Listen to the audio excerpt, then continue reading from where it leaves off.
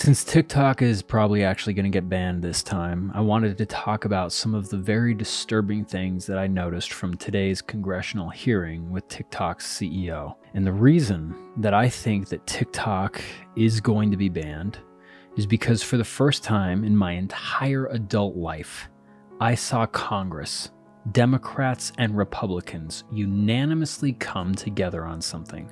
I've never seen that before. Both Democrats and Republicans in Congress just went to war with TikTok this morning. And ironically, it's the app that 150 million of us have come together on to share ideas, make each other laugh. And I don't know about you, but I, for one, have had many of my long-held political ideas and beliefs be swayed by creators just like you who presented an idea from a different point of view than I'd ever considered it.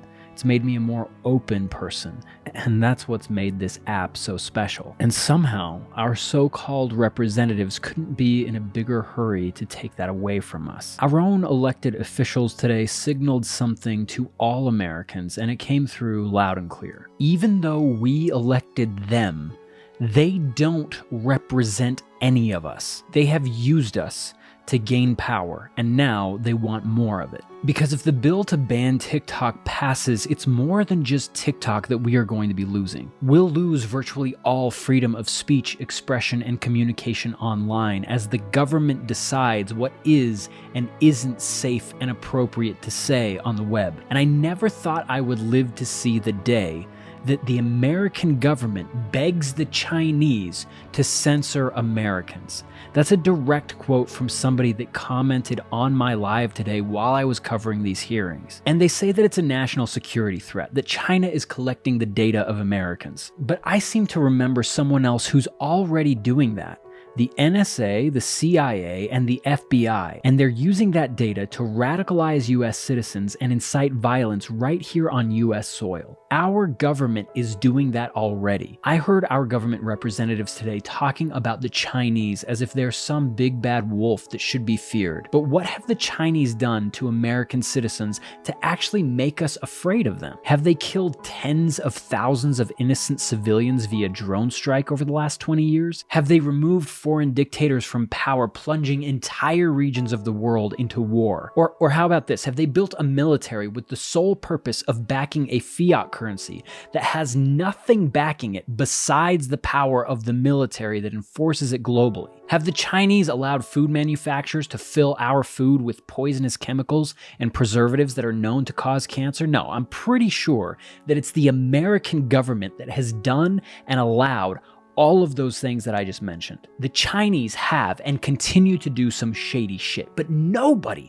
clusterfucks the planet like the United States of America. And the thing that makes my blood boil is all of the carnage and death and destruction and pain that our country exports to the rest of the world is done against the will of the United States people. I don't know of a single American that is okay with all of the violence and chaos that our country has caused over the last 2 decades just to pad the pockets of the few families who have ties to the military-industrial complex and the government that enables it. Because the last I checked, there are no governments who have the track record for destroying lives like ours does. And that's the irony behind what I saw today during this congressional hearing. A bunch of representatives of a system that has blood on its hands, pointing the finger at a Chinese app for granting free speech to a population that is supposedly guaranteed that right by their constitution and by God himself. And is it any surprise to Congress and other government officials that Americans are going to use that free speech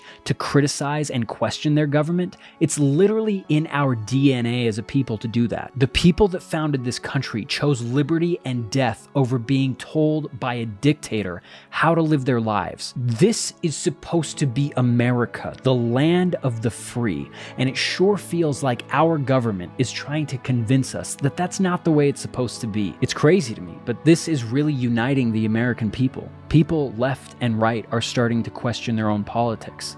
I'm seeing it in people's eyes. People saying, am I really a Republican? It sure doesn't feel like I'm being represented by the people who promised to protect my freedoms. Am I really a Democrat? It certainly doesn't feel like the people I elected are progressing the country in a direction that looks like it has a brighter future than where we came from.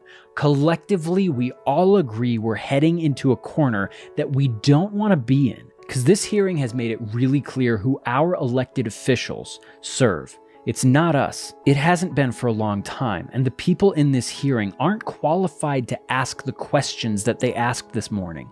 They're not even qualified to lead the country, because the American people are simple.